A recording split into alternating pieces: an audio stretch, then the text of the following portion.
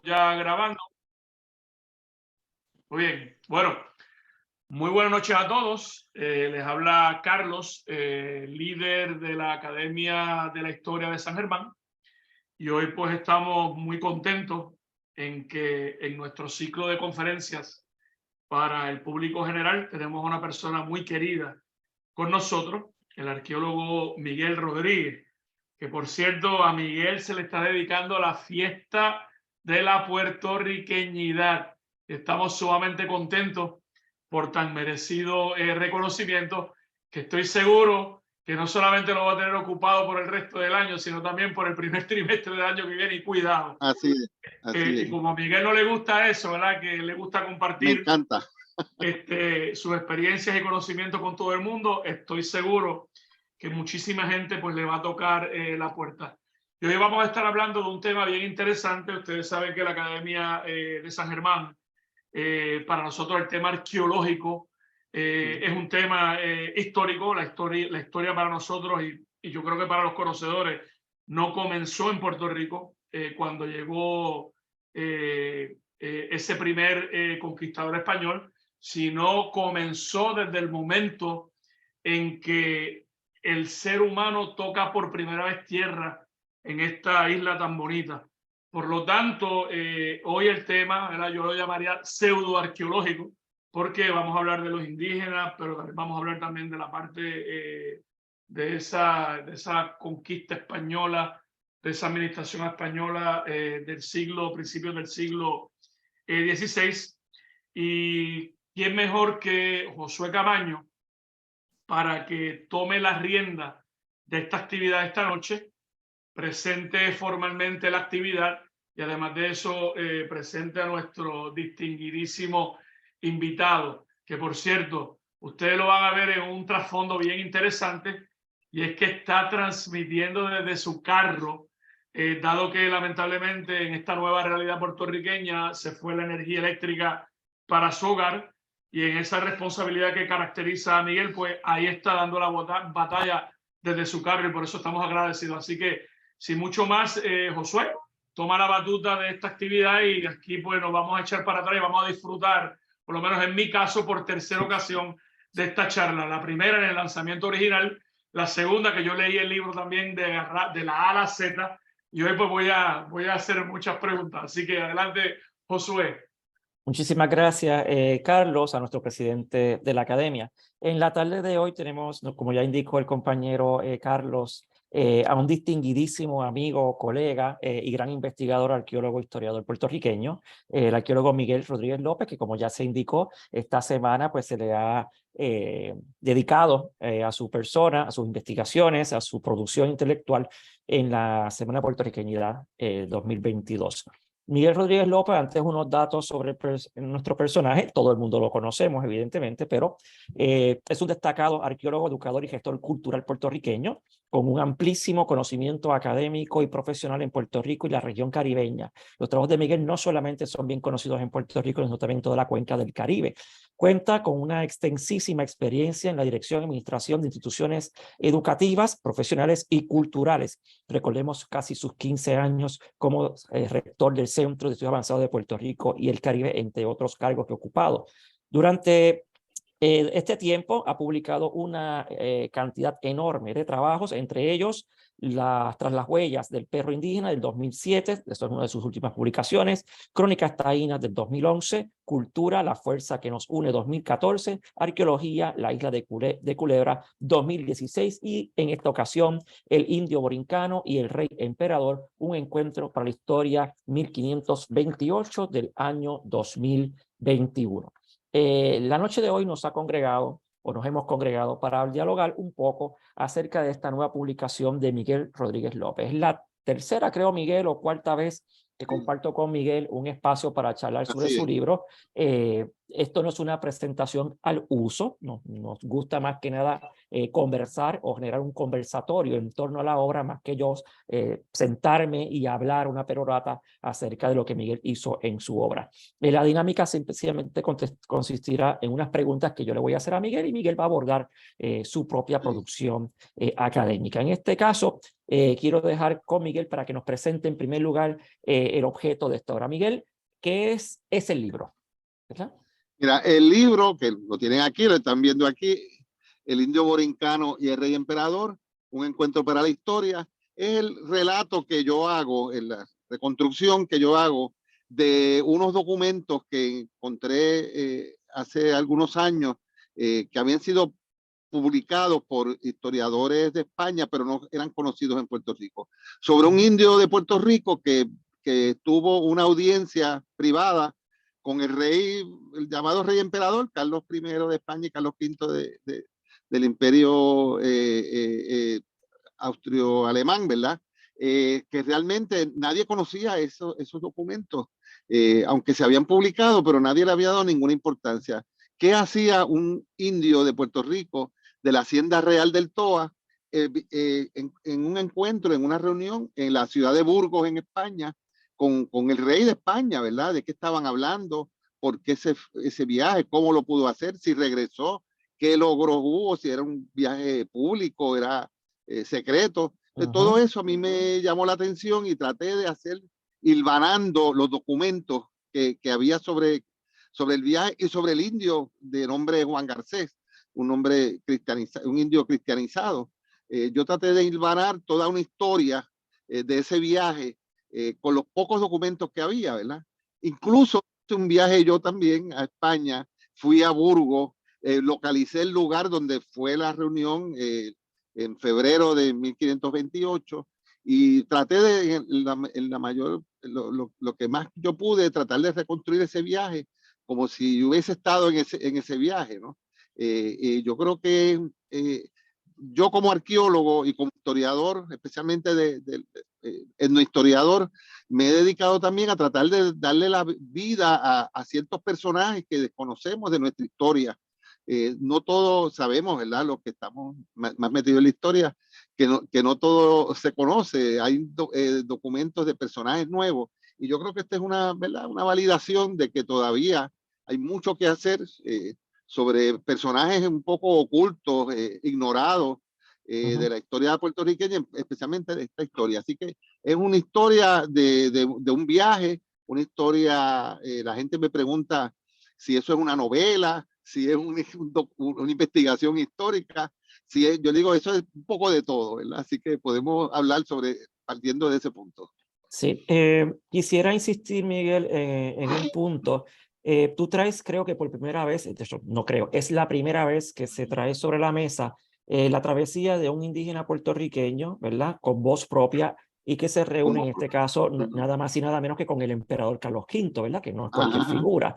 Conocíamos ya, para el caso del Caribe y para el caso de América, decenas de personajes indígenas, casi todos descendientes de la nobleza en el caso del continente, ya sea inca o azteca, que sí tuvieron sus reuniones con distintos personajes de la corte castellana.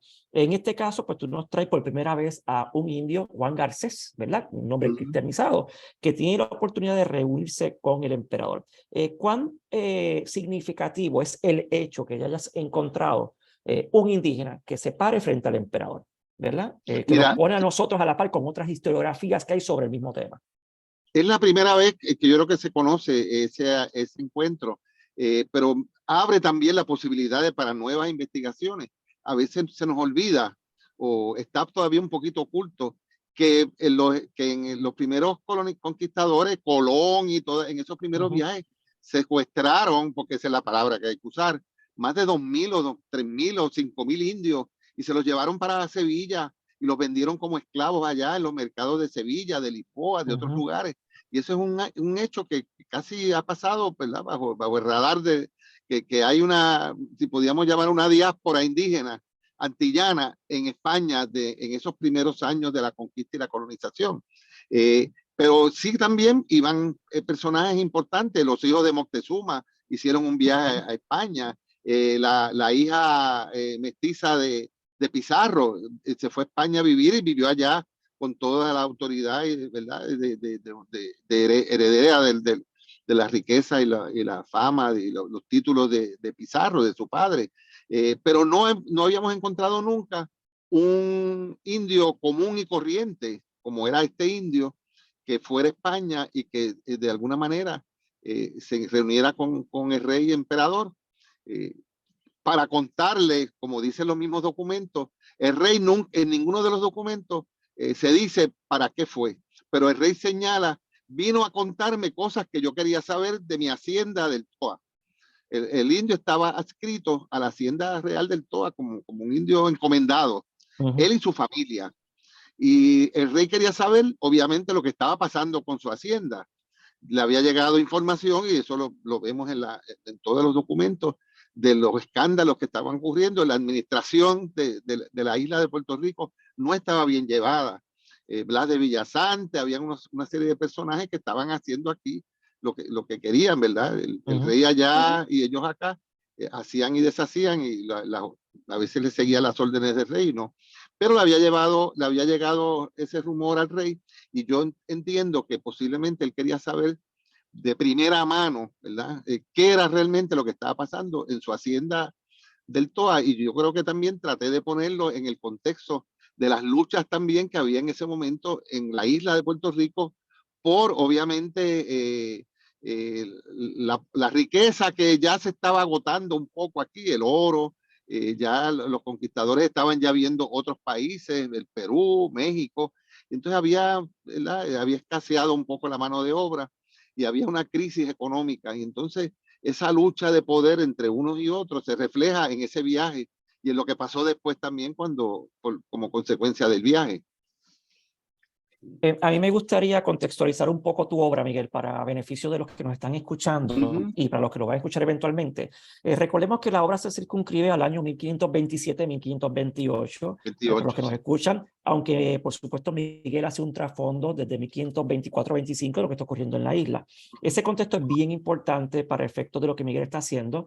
Es la primera fase del sistema de minería y encomienda en Puerto Rico, como ustedes recuerdan, 1508 a 1542 es la etapa, ¿verdad?, de auge y decadencia del sistema de minería y encomienda, de 1508 a 1530 la primera fase y 30 al 42 la segunda fase. Es decir, estamos hacia el final de la primera fase de minería y encomienda, que es precisamente cuando ya se están sintiendo los vientos de la crisis que se avecina de los 1530, cuando se está apocando el oro, la serie de desastres naturales, la falta de mano de obra disponible, ya se está avecinando, ¿verdad?, nuevas polémicas en torno a la permanencia o no de la encomienda, ¿verdad?, como régimen de sujeción del trabajo. Ya hay muchas personas que se están yendo de la isla buscando mejores oportunidades y mejores riquezas en otras partes del continente. Ya México básicamente está iniciando desde el 21 la conquista, ¿verdad?, y atrae a muchas personas de Puerto Rico y de las Antillas en general. Estamos en un momento bastante complicado en el momento, y en ese mismo momento, como ya Miguel indicó,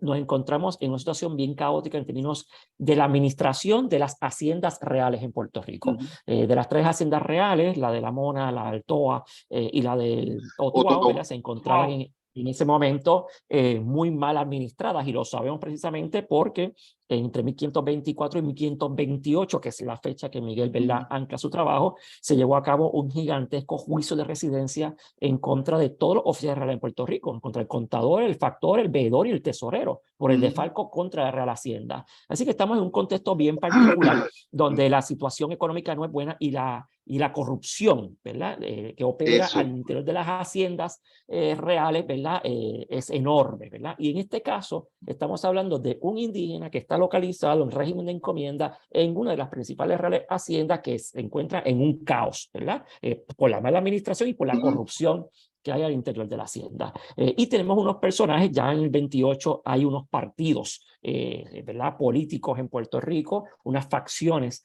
políticas que intentan hacerse con el control de la poca riqueza que queda y con la tierra o la mano de obra disponible. Y aquí hay dos figuras centrales en el trabajo de Miguel. Por un lado, un conquistador, Blas de Villasante, que está administrando la Real Hacienda del Toa, y tenemos a un personaje importantísimo en este momento, Diego Muriel, ¿verdad?, que intenta hacerse con el control de la Real Hacienda del Toa. De hecho, era capataz de la hacienda, él trabajaba en la hacienda. Capataz.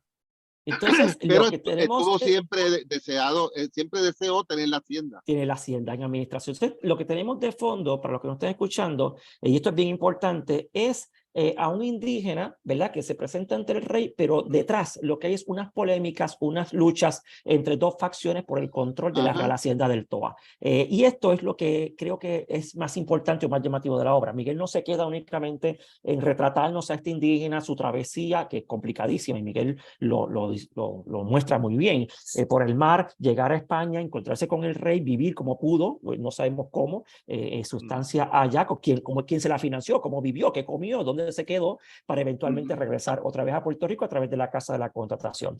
Y de fondo es esto, ¿verdad? Es unas polémicas, unas luchas sin cuartel entre varias facciones de los conquistadores en Puerto Rico por hacerse con el control de la hacienda. Y aquí hay un personaje que está, creo yo, Miguel me puede abordar mucho mejor, creo yo, que está utilizando al indígena para representar ante el rey la corrupción que hay en la hacienda del Toa. Y creo que me hables de eso, Miguel, las pugnas entre el Diego Murel y Blas de Villasante, y cómo el indígena queda atrapado, ¿verdad?, entre estas facciones que hay en la isla. Blas de Villasante, como se describe, era un personaje bien interesante. Era una persona que tenía un gran poder en la isla. Se había casado con la hija de, yo creo que fue del que fundó la primera ingenio azucarero allá en el oeste. Tenía control de la hacienda, tenía otros territorios, otros terrenos que el rey le había dado, y realmente estaba utilizando la hacienda para su beneficio. De hecho, una de las acusaciones que se hacía era que él explotaba la hacienda y no le mandaba al rey todo el dinero que le correspondía al rey del quinto, ¿verdad?, que se enviaba del oro y de la producción que se hacía en esa hacienda real, y que abusaba de más de los indios, los maltrataba, no les daba, ¿verdad?, la vestimenta, la comida, las cosas que tenía que hacer. O sea, había un malestar eso. Y Diego Muriel, que trabajaba en la hacienda, era capataz de la hacienda, parece que él vio esa posibilidad de él poder entonces hacerse cargo de la hacienda. Y como Villasante no estaba muy al tanto del día a día de la administración de la hacienda, yo creo que en ese espacio fue que surgió la posibilidad, entonces, tiene que haber sido Diego Muriel, de, a través de sus contactos, lograr concertar esa cita con el rey para que el rey escuchara una persona que vivía allí y que se podía expresar. Interesante, ¿verdad? Mucha gente, cuando yo hablé del indio, pensaban que había sido pues un indio que lo que hablaba era taíno, lo que fuera. No, obviamente el indio hablaba castellano y estaba cristianizado, tenía su nombre cristiano, que de hecho yo también, parte de la investigación era de dónde venía el nombre, ¿verdad? Yo creo que tengo una hipótesis sobre de dónde venía el nombre de Juan Garcés, ¿verdad? Luego averigüé también que el indio estaba casado y tenía 2 hijos, y la mujer se llama Catalina, que eso Josué fue que me consiguió esa información, ¿verdad? En un documento que aparece que dice el indio Juan Garcés y Catalina su mujer e hijos, ¿verdad? En otro documento creo que dice que tienen 2 hijos. O sea que ese indio vivía, no era un indio libre, era un indio que estaba encomendado, ¿verdad?, en la encomienda, trabajando en la hacienda, pero logró en alguna manera Diego Muriel que llegara entonces a España, ¿verdad? Y ahí es la historia que yo creo que es importante, porque independientemente que el indio llegara con la ayuda de Diego Muriel o lo que sea, pero fue solo y se defendió allá solo en un ambiente nuevo. Y yo ¿verdad?, lo visualizo en Sevilla cuando llegó.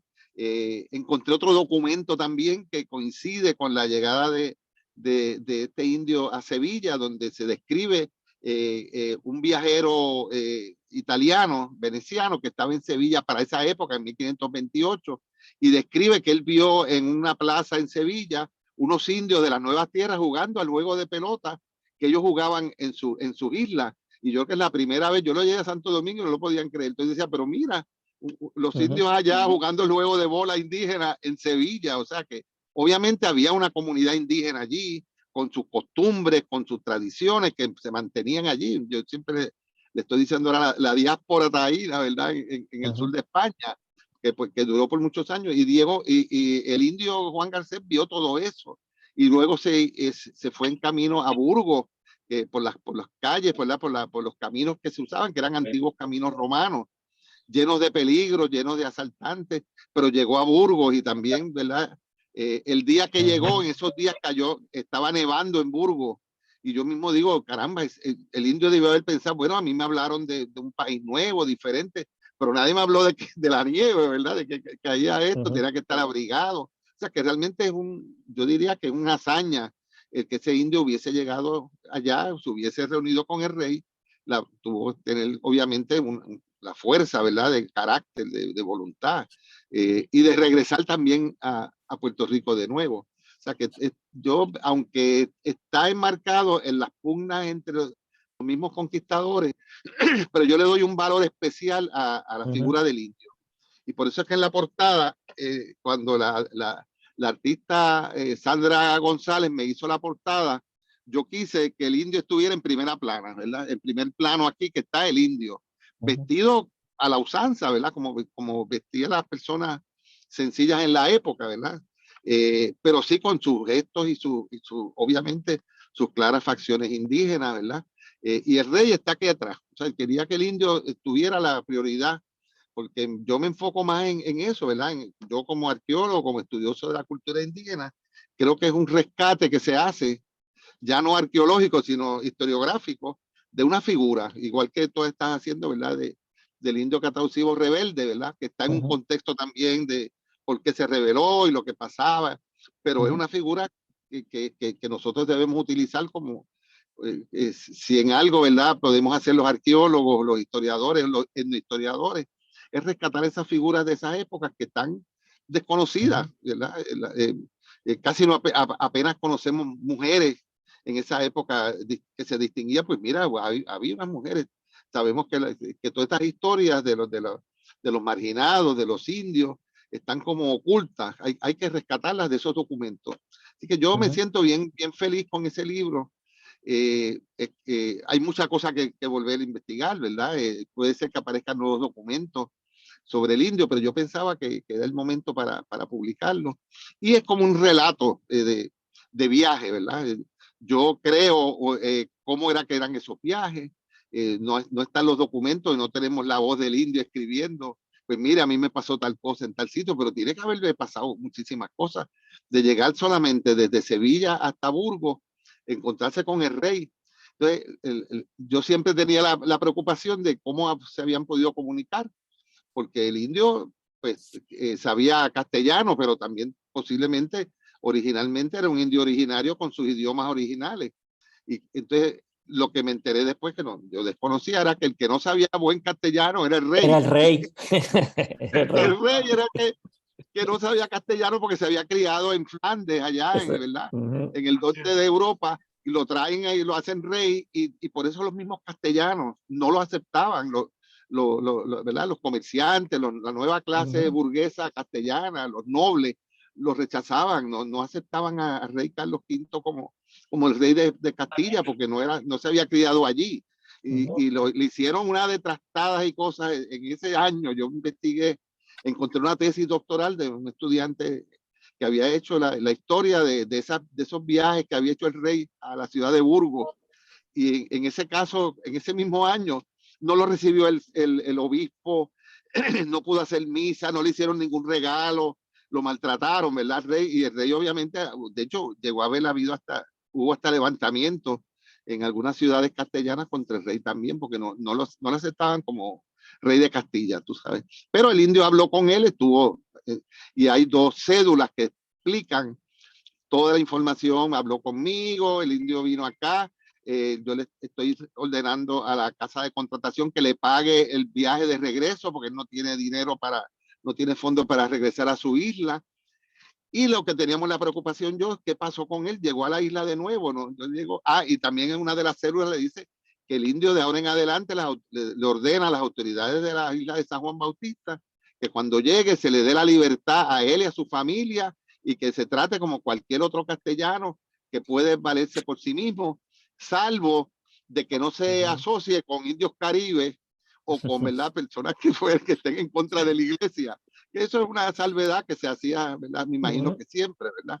Que se mantenga en la cuestión de la iglesia católica y que entonces no se asocie con enemigos de España, ¿verdad? Como que eran los caribes en aquel momento. Así que yo creo que es un logro que se hiciera ese viaje. ¿Ya? Y todo lo que se significa alrededor del viaje también. Por ahí mismo quería seguir dialogando, Miguel. Sabemos muy bien, magistralmente lo has retratado, ¿verdad? La travesía de ida hacia España de Juan Garcés, pero de regreso, cuando se encontraron las otras cédulas, ¿verdad? Que nos indican Ajá, cómo volvió, que indicas muy bien, que le dicen, pues regresa, vas a ser libre, ya no vas a ser un indio encomendado. Esto es bien importante, Miguel, exactamente, bien sí. importante. Y que no se junte con los caribes. Estamos ante una persona, en este caso Garcés, que se reúne con el emperador y que se gana la buena voluntad del emperador. Sí, ¿Qué tienen que haber conversado? No sabemos, pero se gana la buena voluntad a tal punto que el rey lo libera del régimen de sí, encomienda, ¿verdad? Esa es la instrucción directa, no me lo toquen, es libre, que no se junte con Caribe y que haga lo ajá, que le dé la gana, ¿verdad? Con su esposa y con sus hijos. Eventualmente, pues ajá, no sabemos qué pasó, ¿verdad? Finalmente con él, pero hay una instrucción real, ¿verdad? Se le reconoce su libertad, ¿verdad? A un indio concreto por una representación que hizo Garcés ante el rey concretamente, que no sabemos cuál fue. ujú, Pero la buena voluntad está ahí, ¿verdad? Algo pasó que sí le dan la ajá, ajá, libertad. Es decir, yo sí creo, cuando leí tu texto, y además, para que los que nos ujú, están escuchando, antes de que Miguel produjera el texto, pues él y yo dialogábamos muchísimo, por yo no sé, creo que un año o año y medio, cuando Miguel estaba investigando y yo le buscaba cositas por aquí y por allá y en los datos. sí, muy agradecido, sí, sí. Y me pareció significativo, Miguel, y por ahí quiero que abundes más allá de las peleas que había entre los conquistadores por el control de la Ujú, hacienda del Toa y lo que el indio pudo haber representado ante el rey de esa ujú, corrupción, aprovechó ujú. la circunstancia para también hablar por él mismo y por su familia, ¿verdad? Como una forma Sí, de sí, sí, resistencia, que es lo que logra, pues logra la libertad, ¿verdad? claro. A fin de cuentas. Y en un sentido, yo creo, Josué, que yo siempre lo veo, la gente, pero él luchó por su gente, o sea, le hizo algún reclamo, bueno, indirectamente yo creo que lo debió haber hecho, posiblemente lo hizo, ¿verdad? Él era portavoz de una situación que estaba de abuso, de Ujú, maltrato, y yo creo que en alguna manera lo que hizo el rey, que fue quitarle de la administración a Blas de Villasante, a los 2 o 3 meses de la visita del indio, menos, yo creo que 2 meses después que el rey ya no estaba en Burgos, estaba en otra ciudad, ordena a Villasante que le quitaron su administración y se la da la administración de la ujú, hacienda del Toa a Diego Muriel, y le dice que él sí trate mejor a los indios, se asegure de que se le da la enseñanza cristiana, pero ujú. también las hamacas, las comidas, las cosas que se le daba a cambio de su trabajo, que no los maltrate. Y yo creo que en esa forma, indirectamente, se ve que obviamente el indio no solamente logró algo para él, para su libertad de él y su familia, sino posiblemente para toda la comunidad indígena también. Y en un sentido, pues fue como un portavoz, ¿verdad? Porque el que hablara un indio tenía que hablar a nombre de su gente, no podía ser algo privado, personal, ¿verdad? Que él deseaba a cambio de colaborar con el rey en ese asunto, ¿no? Yo coincido contigo, Miguel, y los que nos escuchan, Uh porque no sabemos si es, ¿verdad? Pues, una razón directa por lo que hizo el indígena ante el rey, pero sabemos, como acabas de decir, que el indígena habla con el rey ordena que le paguen el viaje de Sí, vuelta, lo ponen a cargo de otra persona para que lo cuide en el sí, viaje, en el regresa a viaje. Puerto Rico, le dan la libertad a él, a su Ujú, esposa, a sus hijos, ujú. y no pasa mucho tiempo cuando la hacienda cambia de administración, como tú acabas de decir. Así es. Se la quitan a Ujú, Villasante y se la asignan a Muriel. Así que yo creo que ujú. sí algo tiene que haber pasado ahí para poder relacionar nosotros el indígena en España, su regreso y el cambio súbito de administración de la hacienda del Toa. Sí. Yo creo que el Y hay indígena que sí logró. sí. Sí, Hay una cosa interesante que Diego Muriel después se casa con la cacica María de Bagnanamay, que era la sobrina del cacique de Cagua, que estaba también asignada a la Hacienda Real del Toa con sus en la indios. hacienda del Toa. Ujú. Y Diego Muriel, eh, había, en parte se había acusado a Blas de Villasante, que vivía, ¿verdad?, en acuerdo con la India, que era menor de edad, que era una muchacha joven, ¿verdad? No me acuerdo si decía los años que tenía, 14, 16, y que vivía, ¿verdad?, con la India, y yo me imagino que no sería una relación muy buena, porque Blas de Villasante estaba casado con otra persona, con otra mujer allá en el oeste. Pero el hecho de que luego el Diego Muriel se casa con la India, tienen hijos, ¿verdad? Esa es otra historia. Eso, yo no entré mucho en detalle de eso, pero don Ricardo creo que escribió algo sobre, y Jalil, sobre Diego Muriel y la cacica María de Bagnanamay. Tienen 2 hijos. Y ya él tenía un hijo con otra india del partido de San Germán. Yo encontré un documento también que el rey en esos días le da ¿cómo se llama? Le da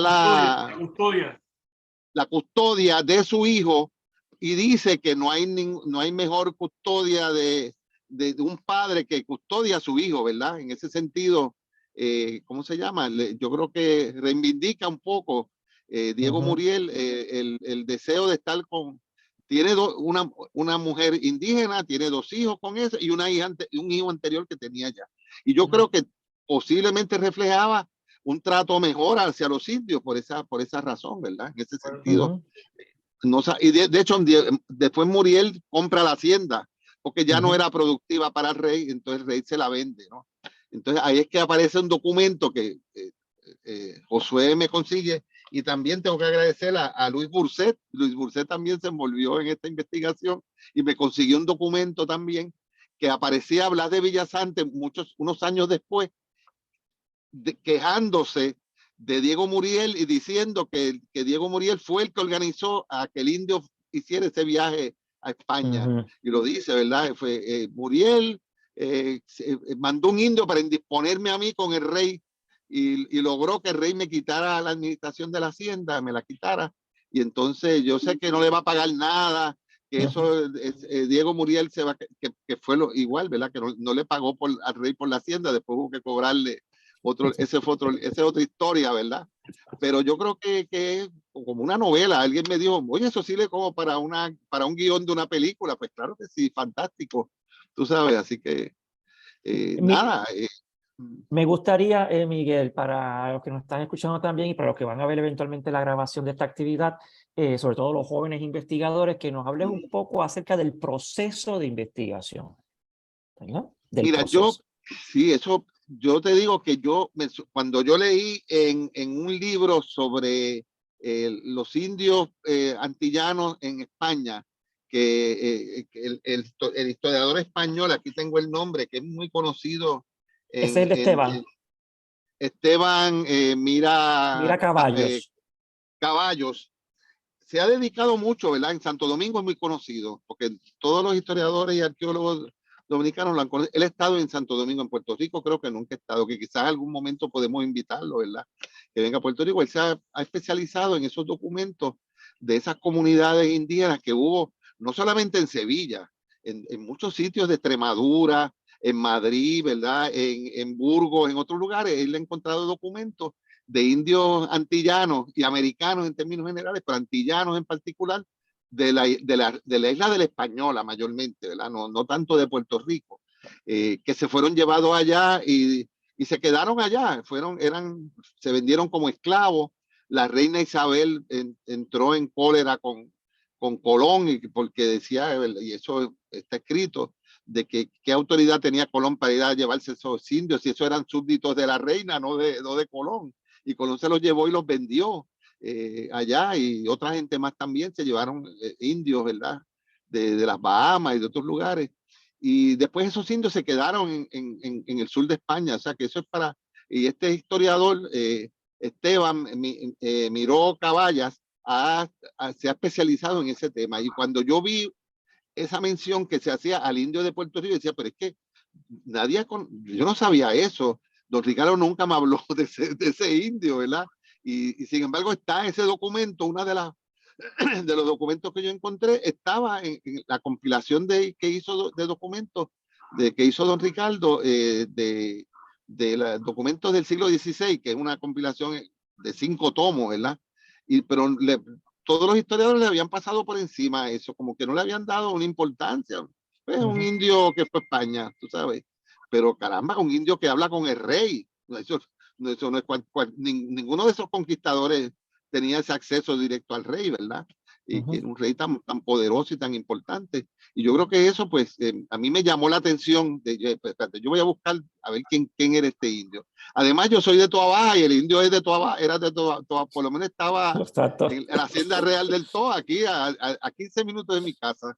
Así que yo como que era algo como personal también, era como, la gente decía, ¿tú te sientes que ese indio es como hijo tuyo, nieto tuyo? Pues sí, claro que sí, como que yo decía, caramba, yo quiero hacerle la historia, ¿verdad?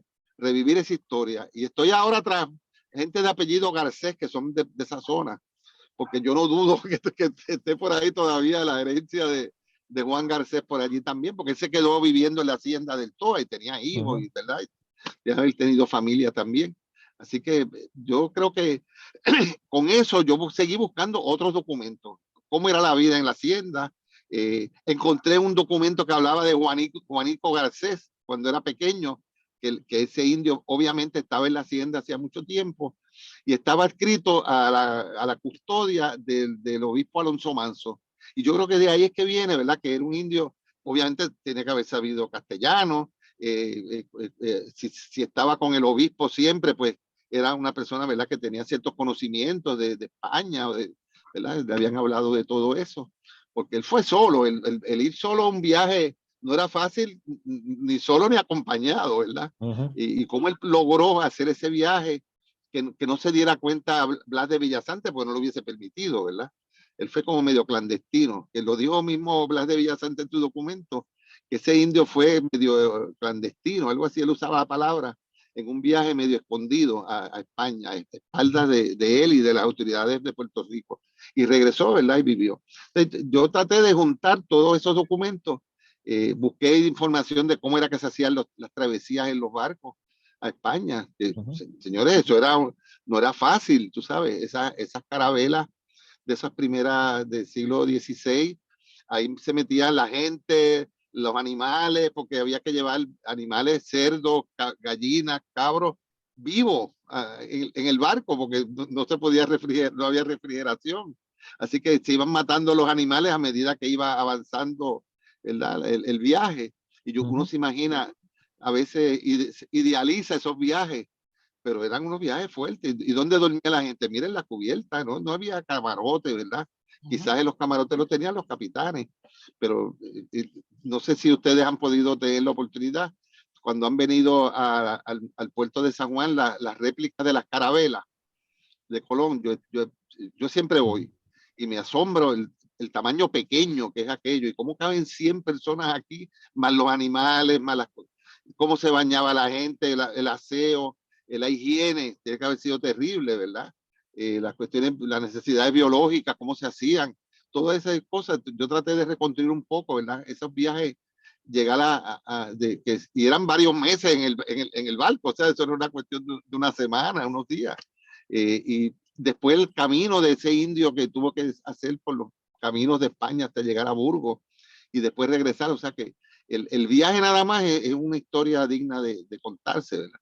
Entonces, los documentos, traté de hacer como una reconstrucción, los arqueólogos hacemos muchas reconstrucciones de datos, de información, y entonces traté de hacerlo así, con estos documentos históricos, quizás un poquito no siguiendo la tradición historiográfica, ¿verdad? De que si tú tienes un documento, pues tú lo publicas y ya. Pero yo hilvané la historia, porque yo lo que quería hacer era una reconstrucción histórica de ese viaje, de esa persona, darle un poco de visibilidad a un ser humano, ¿no? ¿Verdad? Así, y creo que lo logré, ¿verdad? Me identifiqué con ellos. Y tengo que decirlo, no todos los historiadores les ha gustado el libro, en el sentido, ¿sabes?, interesante, pero no parece un documento histórico. Y es que yo no pretendía que fuera simplemente un aporte historiográfico y ya, sino yo lo hice, ¿verdad?, como un relato, como una historia, una novela. Y como alguien me dijo, eso sirve para un guión de cine. Pues fantástico, también es un guión de cine, ¿verdad? Combina todos esos elementos, vamos a ponerlo así. Hablando de este aspecto metodológico, mencionaste lo de la novela. En una presentación anterior salió la pregunta de en dónde caería tu obra precisamente, si en un trabajo historiográfico o en el género de la literatura. Yo me voy a decir pues ambas cosas, porque precisamente lo que estás haciendo es reconstruyendo la vida de este personaje. No estás novelando, sino reconstruyendo a partir de otras experiencias lo que él tuvo que haber pasado.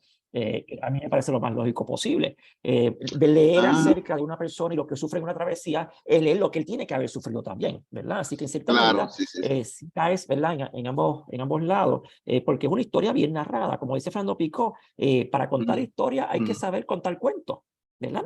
Picó también Sí, decía, para sí, ser un buen historiador hay que ser un buen novelista, ¿verdad? No podemos, pues ¿verdad?, sí, sí, desgajar una cosa de la otra, y caer en los tecnicismos historiográficos, ¿verdad? ¿Por qué estás haciendo otra cosa, Miguel?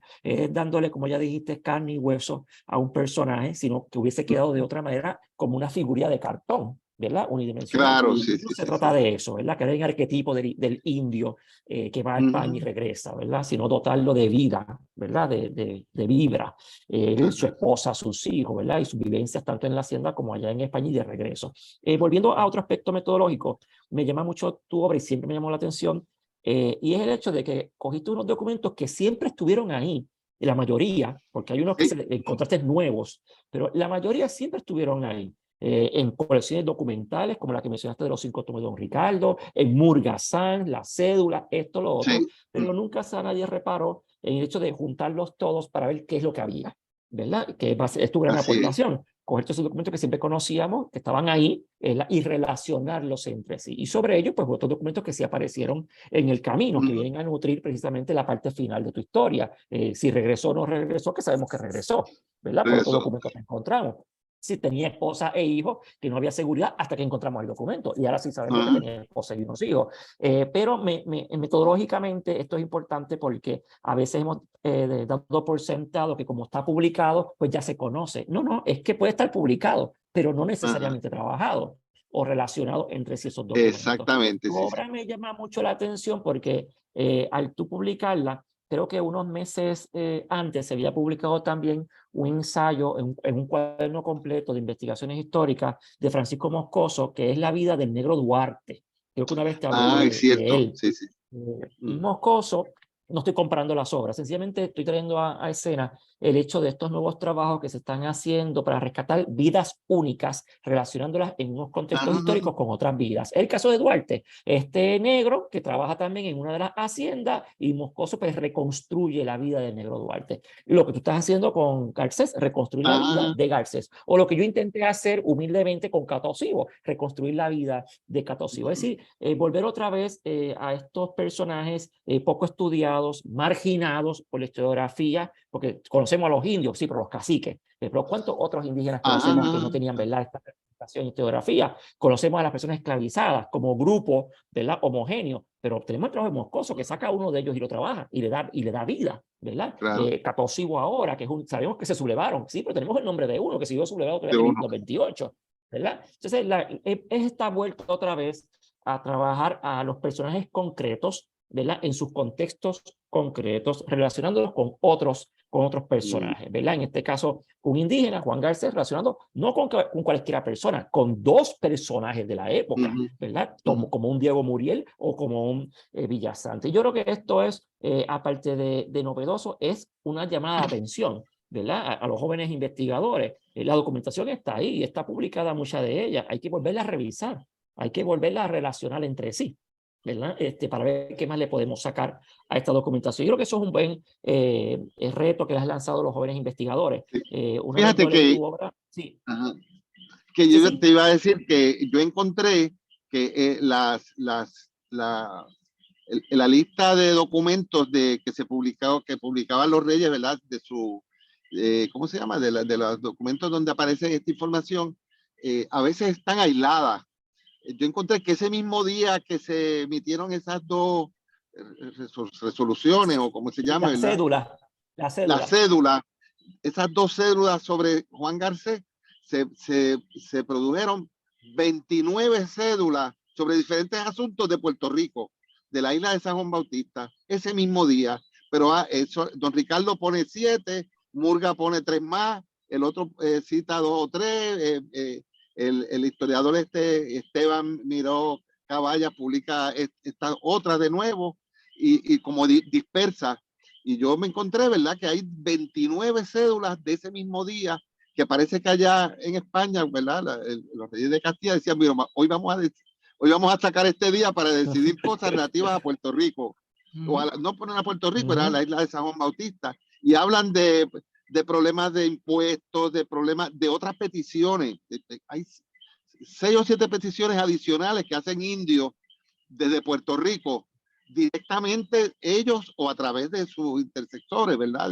Requiriendo que se le devuelva su libertad, el cacique Humacao, que dice que él era libre y se lo llevaron chiquito y hasta lo erraron y lo marcaron y lo hicieron, lo vendieron como esclavo, y él era cacique, él no tenía razón por qué lo iban a esclavizar, y el rey le da la libertad también al cacique Humacao también. O sea que hay yo creo que por mucho tiempo la visión que ha habido de la historia de esa época, bueno, o eran buenos o eran malos los españoles, o tú sabes, en términos, pero hay matices de cosas, ¿verdad?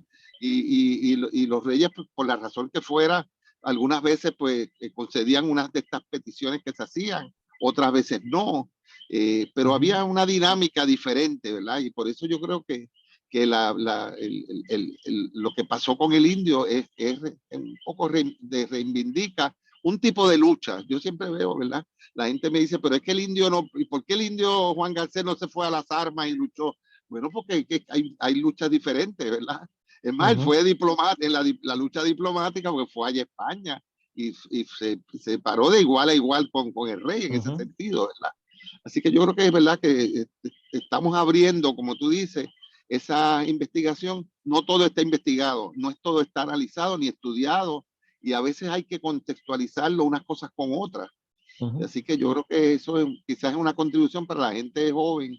Como pasa con la arqueología, a veces los estudiantes en estos días me han dicho, pero en Puerto Rico está ya todo descubierto, ya todos los sitios arqueológicos ya se conocen. No, hay cientos de lugares arqueológicos o que no se han estudiado o que se pueden volver a estudiar con otra mirada. Y todas esas colecciones que hay de piezas arqueológicas, arqueólogos como Renier Rodríguez, jóvenes, han estado estudiándola con otra visión, ¿verdad? Jaime Pagán y todos otros demás arqueólogos, pues han estado viendo otras visiones, otra perspectiva de lo que se había estudiado antes. Y eso no quiere decir que lo que hizo don Ricardo Alegría estuvo mal o bien, o los historiadores anteriores, ¿verdad? Tenían Murga o los que hicieron esas compilaciones, pues que no eran buenos historias, no. Ellos veían unos aspectos de los documentos. Ahora hay que verlo en otras perspectivas. La cuestión de la reivindicación de las mujeres. Mire, se han hecho un montón de... En esos documentos hay un montón de mujeres ahí. Lo que pasa es que están ocultas también. Hay que buscarlas. ¿Cuántas mujeres españolas que vinieron decía la mujer de fulano? No tenían ni nombre, porque les decían que era la mujer de fulano, la mujer de qué sé yo. Igual que los indios también. La mujer de Juan Garcés. En esa sabemos que era Catalina, ¿verdad? Un nombre también cristiano. Pero están ahí ocultas, ¿verdad? Que hay que volver a ver esa historia desde otra perspectiva, como la que se están viendo ahora, ¿verdad? En el mundo de la sociología, de la política, de la historia también en términos generales. Quería señalarte, Miguel, algo de contexto que es llamativo. Esto es 1528, para los que nos escuchan. Sí. Un año, a finales de ese año, en diciembre, comenzó el juicio de residencia contra el gobernador de Puerto Rico, Pedro Moreno, ¿verdad? Que lo realizó el licenciado de la Gama, Antonio de la Gama. Te lo comento porque es llamativo que cuando viene de la Gama, en el 28-29 y está hasta el 30, cuando finalmente coge otra vez la gobernación el teniente Lando, de la Gama hizo unas experimentaciones por orden de la corona de coger indígenas que quedaban por ahí y colocarlos en pueblos libres, ¿verdad? Justamente en el momento en que tu indígena, ¿verdad? Está en España. Llama la atención porque están pasando un montón de cosas en Puerto Rico. Se está experimentando con la libertad de los indígenas antes de las leyes nuevas del 42, ¿verdad? Se ordena de la Gama a pueblos libres de indios. Y en ese contexto tenemos a tu personaje, ¿verdad? Creo que es un mundillo en el que ya hay muchas discusiones, muchos debates en torno, bueno, ¿y qué va a pasar con los indígenas? Pues los tenemos aquí trabajando para sacar oro, pero ya casi no queda oro, ¿verdad? Y el clima está cambiando, ¿verdad? En el tratamiento y qué vamos a hacer con los indígenas. Y tenemos a tu personaje en el medio, ¿verdad? De todo este mundo, ¿verdad? Tan complicado, a veces hasta contradictorio en sí mismo. No sé si quieras aportar, pues tenemos ya a las 7, algo más, Miguel, antes de abrir a las preguntas de los compañeros. Pienso que es una base, ¿verdad? Para seguir estudiando esa época que es tan rica en matices, ¿verdad? Cosas nuevas.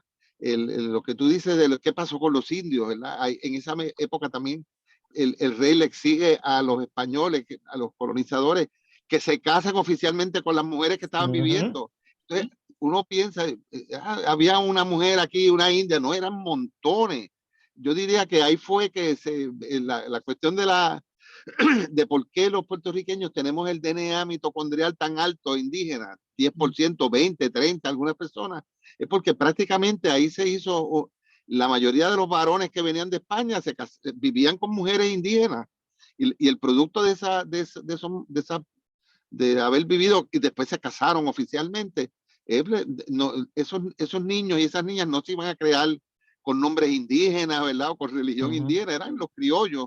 Y yo creo que ahí por eso es que tenemos esa fuerza tan grande de la herencia indígena mitocondrial, ¿verdad? En el DNA de los puertorriqueños, porque hubo en esa época, y se ven los documentos, la exigencia que había que se casaran, y muchos se casaron con sus mujeres indígenas, ¿verdad?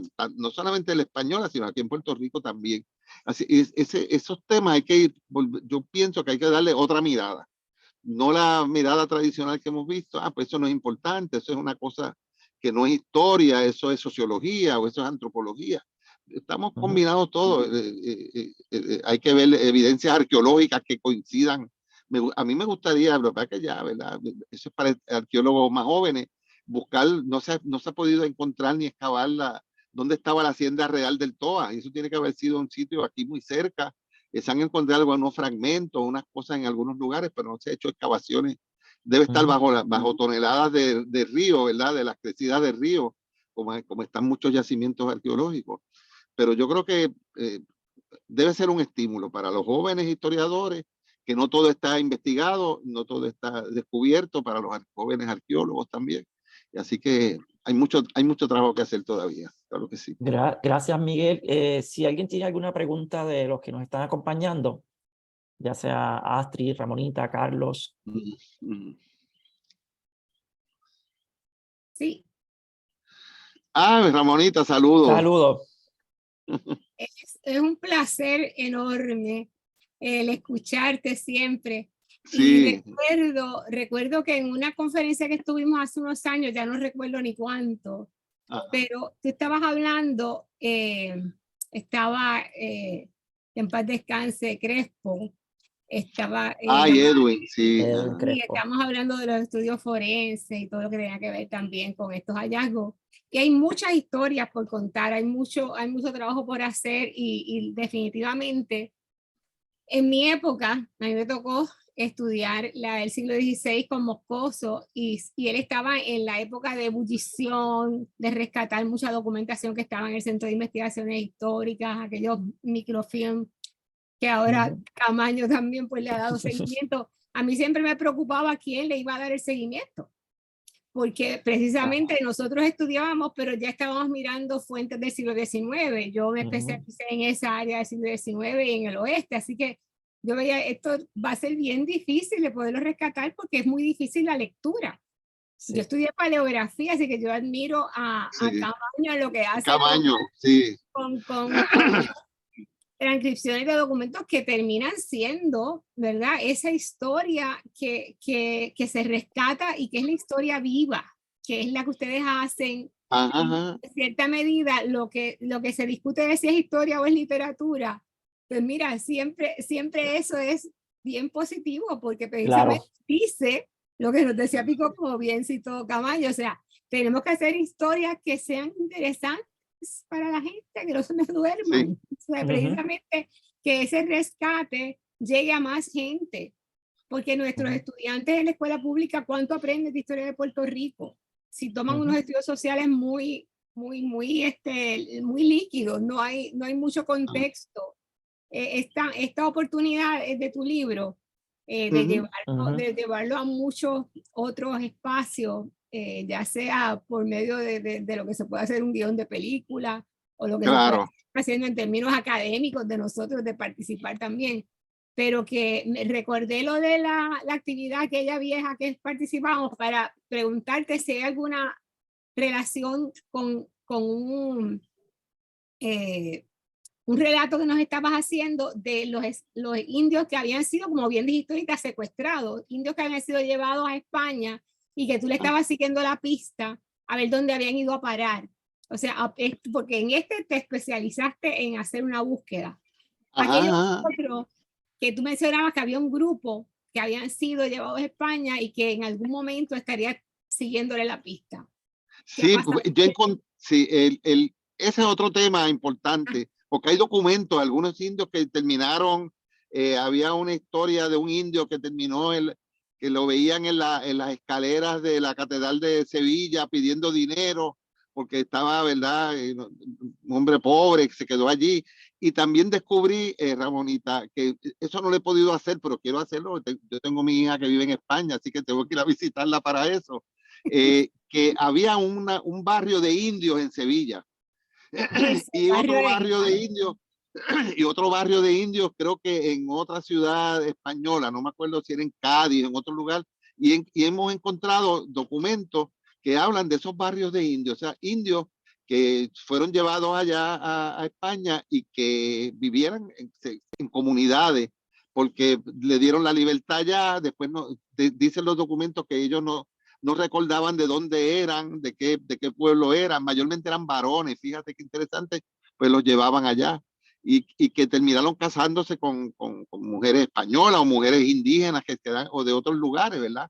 Yo siempre pienso, si se le hace el DNA mitocondrial ahora a los andaluces, a saber si tienen también sangre taína, y uno no sabe, ¿verdad?, de dónde viene esa herencia, porque son 3 o 4 mil indios allá, quizás más, porque estaba prohibida después en un momento, pero los traían, dicen que los portugueses los traían por Lisboa y los vendían también en España.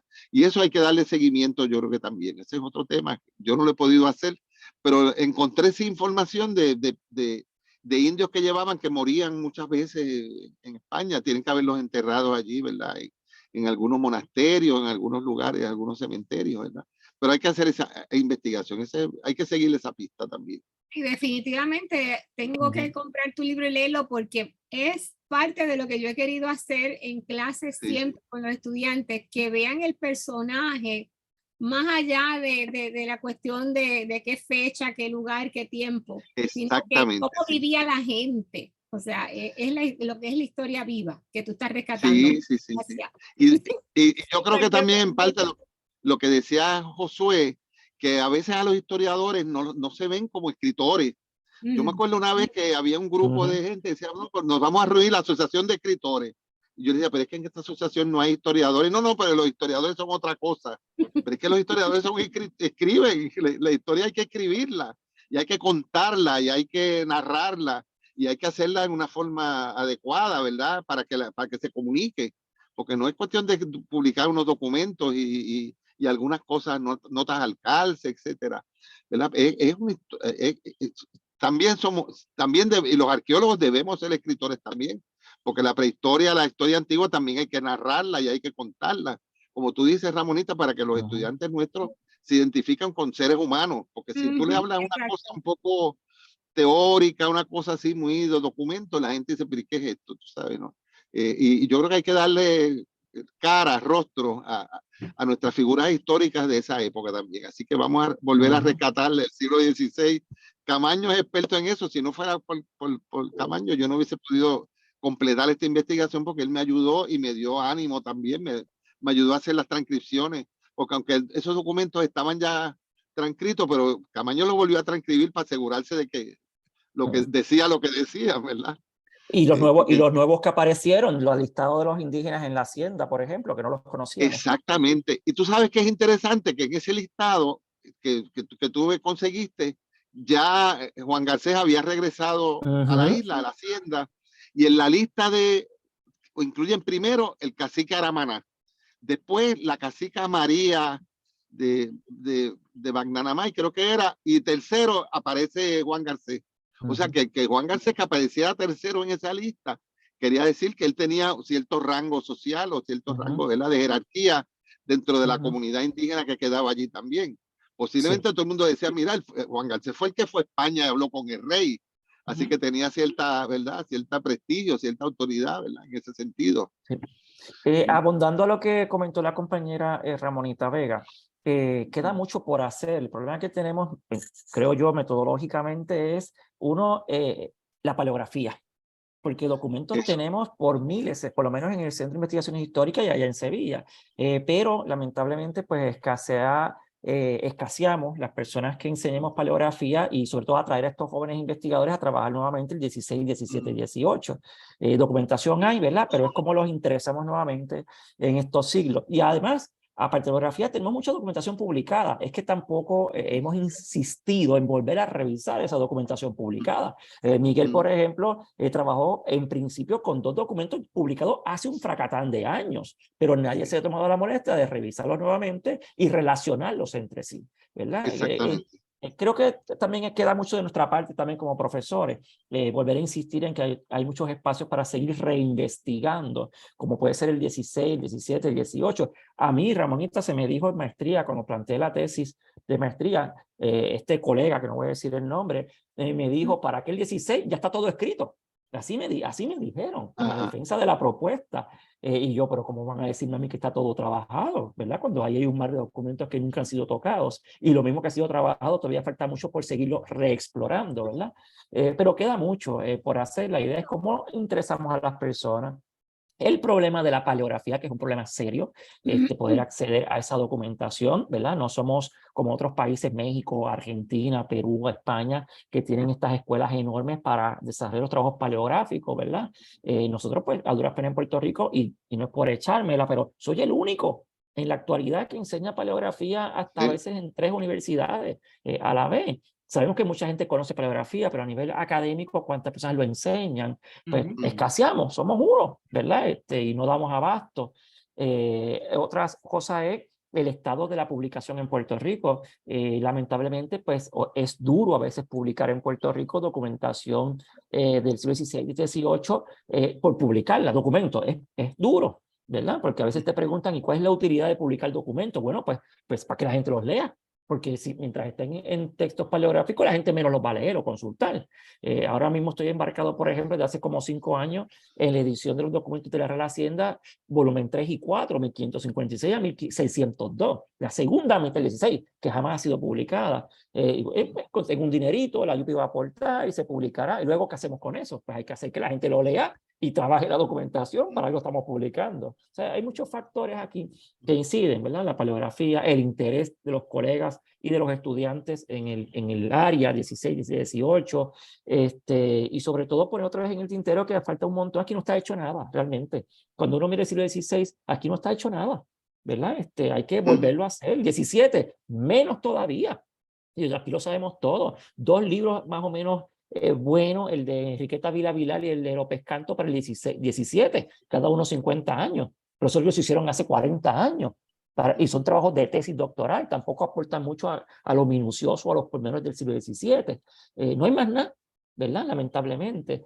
Pero claro, el asunto va por ahí, cómo hacemos que los colegas y los estudiantes vuelvan a interesarse en estas épocas. Está la moda, tumbaron la estatua de Juan Ponce de León, pues se puso de moda de nuevo, pues Juan Ponce de León, y vamos a ver qué cosas sacamos, pero no podemos tampoco depender de las modas. Hay que hacer algo. Nunca he sabido qué, pero hay que volver a retomar esos siglos, porque no es porque yo los trabaje, es que cuando me adentro en el 17, 18, 19, y uno mira, tiene perspectiva histórica, y uno se da cuenta, esto que pasó en el 18 arranca en el 1640, o esto que pasa en el siglo XVIII arrancó en el 1502, ¿verdad? Pues eso hay que reevaluarlo, ¿verdad? Nuevamente, nada, me callo porque para que sigan preguntando, pero... Yo en ese, perdona que los interrumpa, yo en ese sentido veo aquí al colega, al director de la academia nuestra en San Germán, que tiene una oportunidad de hacer muchas cosas siempre. Y a mí se me ocurre ahora que otra de las áreas que él domina precisamente es en ese rescate que él está haciendo del Instituto San Germán, el poder empatar todo esto que estamos hablando hoy en un proyectito que no va a ser de inmediato, pero que puede ser para el futuro, de crear los talleres, de que se pueda, a través de la misma Academia de la Historia de San Germán, vincular a estudiantes que empiecen a interesarse como amigos de la Academia de la Historia de San Germán, y que se pueda de algún modo quizás tomar alguna escuela en particular donde se demuestre ese interés, porque esto es algo que se sigue dejando atrás, porque te lo dijeron a ti en escuela graduada, Sí. pero precisamente es que en las escuelas no hay gran educación sobre la historia de Puerto Rico, como dije antes, y entonces cuando llegan a la universidad, esto es un espacio que uno tiene que tocar tan y tan y tan someramente, comparado con pues como tenemos que llegar al siglo XX, al siglo XXI, Exacto. al siglo XXII, pues el tiempo en 2 cursitos, y no digo más porque nos están desmantelando los departamentos de historia en todas las universidades, no solamente en la Universidad de no solamente en la Universidad de Puerto Rico, todo lo que es historia de Puerto Rico está desapareciendo a nivel superior. Así que desde abajo hay que trabajar también estas áreas. Yo también me callo. ¿No? Coincido contigo totalmente. Mucho taller que nos está haciendo unos libros que estamos esperando su publicación también, porque Carlos Rivera ha rescatado en términos también de la parte gráfica, de los mapas y de documentos que bien estaban perdidos para nuestra historia. Así que esta es una actividad excelente para reflexionar sobre todo esto. Sí, mira, dale, Carlos. Después pero solamente comentar, estoy aquí calladito y ustedes saben que es difícil para mí mantenerme calladito. Pero no, lo que iba a comentar es lo que Ramonita está dando en el clavo. Yo, inclusive, mientras estaba Josué hablando, ¿verdad? Yo tuve la oportunidad de ser discípulo de Josué en paleografía.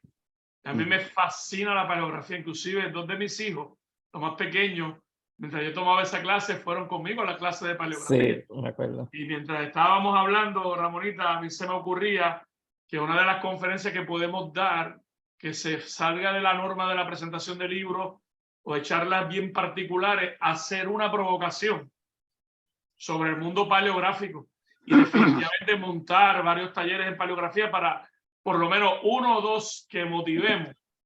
Estamos ganando la batalla, y la paleografía es tan interesante.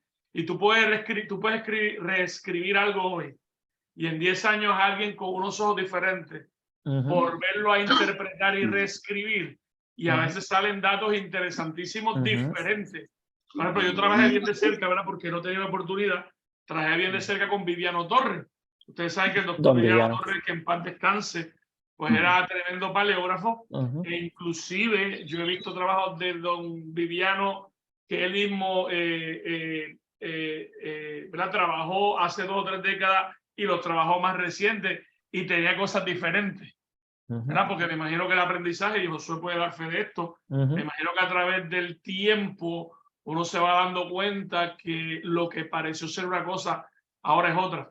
Así que nada, yo lo que quería era, Ramonita, apoyar, ¿verdad?, lo que tú dijiste, y definitivamente es algo que queremos hacer.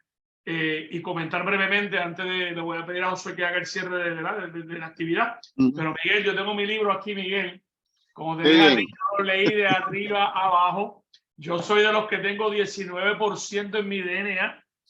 No, pues tiene más que yo. Increíble, mira, es más, fíjate, lo busqué. Cuando tú dijiste eso, mira, yo lo busqué. Pues tienes bastante, tú tienes, ya yo lo sabía que tú tenías algo indígena, porque mira, tú eres de allá de San Germán. Entonces, tengo 19%. Acá.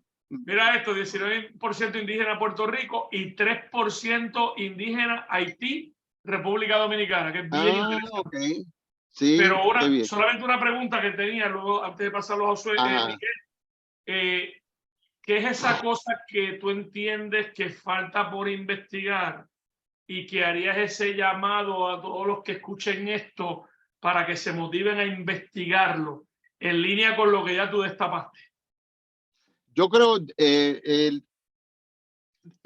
hay muchos personajes de nuestra historia que están todavía por estudiar, por conocer. Como yo dije ahorita, yo me he encontrado nombres de caciques indígenas, nombres de indios comunes, mujeres que están en la historia, en documentos, pero que hay que reconstruir esas historias, esas vidas. Ahora digo yo, un taller podía ser de reconstrucción de biografía, y lo estoy haciendo en la arqueología también. Yo me cansé ya de excavar, ¿verdad? Y de encontrar hallazgos, enterramientos. osamentas humanas. Mire, son osamentas de seres humanos. Y estoy tratando de hacer reconstrucciones de vida. Quizás es un poco, ¿verdad? A tono con una nueva forma de investigar la historia y la arqueología también, que son vidas humanas del pasado, de la prehistoria, de la indígena o de la temprana historia colonial. Pero yo creo que en términos de dar a conocer esa historia, la gente estaría más receptivo si investigamos ese aspecto de la vida de la gente, la vida cotidiana, la vida de los seres humanos corrientes y comunes, ¿verdad? No de los gobernadores o de los grandes líderes, etcétera. Y yo creo que eso es un llamado que yo le haría quizás a la academia, a los lugares donde se enseña la historia, los departamentos de historia, que como dice Ramonita, están en precario, ¿verdad? En todas las universidades públicas y privadas, que tratáramos de acercar la historia a la historia cotidiana, a la historia de la gente, de los seres humanos, a darle un poco de rostro a esas épocas de la historia que todavía conocemos muy poco. Gracias, Miguel. Nada, tengo mucho, quisiera seguir hablando, pero se nos ha ido el tiempo. Josué, te paso la palabra y quiero felicitar definitivamente a Miguel. Además Gracias. de refrescante, es un trabajo provocador, un trabajo que sirve de ejemplo e inspiración a los que nos gusta esta rama de la historia. Y Josué, a ti por hacer una presentación atípica de un buen trabajo, y este asunto de las preguntas y las respuestas, y luego pasarlo con comentarios, que me parece excelente. Así que mi admiración para ti, Josué, y para ti, Miguel. Pues muchísimas gracias, compañero Carlos, y a los presentes. Anotando por ahí, yo soy de los que cree, por ejemplo, en que los autores, como autores de sus obras, son los primeros que tienen que hablar de ellas, ¿verdad? Uno puede leerla, hacer un análisis, pero creo más en preguntas provocadoras y que sea la persona, ¿verdad?, quien nos diga cómo llegó ahí, cómo investigó, ¿verdad?, y cuáles son sus tesis principales. A modo de conversatorio, creo que siempre es más interesante y más llamativo. A Miguel Rodríguez López, muchísimas gracias, Miguel, como siempre, por sacarle tu tiempo, más ahora en esta semana que estás ocupadísimo, ¿verdad?, con todas las actividades en las que estás metido, para compartir con nosotros en la academia tu último libro. Es una provocación, como ya dijo Carlos, fenomenal para seguir investigando no solamente este tema, sino otros temas que uno puede seguir abordando desde tu misma visión o metodología, rescatando vidas, ¿verdad? Vidas sencillas, vidas concretas, nombres de personas, ¿verdad? Ponerles carne, hueso, ponerles sentimiento a estas personas que de otra manera, como ya dije al principio, serían unos figurines de cartón, ¿verdad? Y reduciríamos a unos arquetipos que se alejan muchísimo de lo que realmente fueron en origen, ¿verdad? Como decía Pico, darle carne a las cosas, ¿verdad? Que la cosa vibre, que la cosa llore, que la cosa se alegre, que ría. Y en cierta medida es lo que me gusta de tu obra, y a todos nos gusta de tu obra. Has logrado reconstruir la vida, en la medida de lo posible, por supuesto, de un indígena concreto, en un momento concreto, en un contexto concreto de la historia de Puerto Rico, y que todavía puede darnos mucho más para seguir hablando y para seguir investigando, porque da muchos filones por ahí que todavía en algún momento vale la pena seguir explorando. Así que muchas gracias, Miguel, por tu tiempo, por sacarlo y compartirlo con nosotros en esta noche. Sin más, gracias a todos y a todas por haber estado con Miguel y con nosotros en la presentación, más que nada en la conversación acerca de la obra de Miguel Rodríguez López. La grabación estará disponible eventualmente para que la puedan consultar a través de nuestra página de Facebook y a través de la página de YouTube que tendremos próximamente en la academia, funcionando para poner todas las actividades disponibles al público general. Sin más, pues gracias a todos y buenas noches. Miguel, que disfrutes la semana en todas tus actividades. Gracias a ti, gracias a ustedes y nos vemos pronto. Gracias. Muchas gracias a todos. Hasta luego.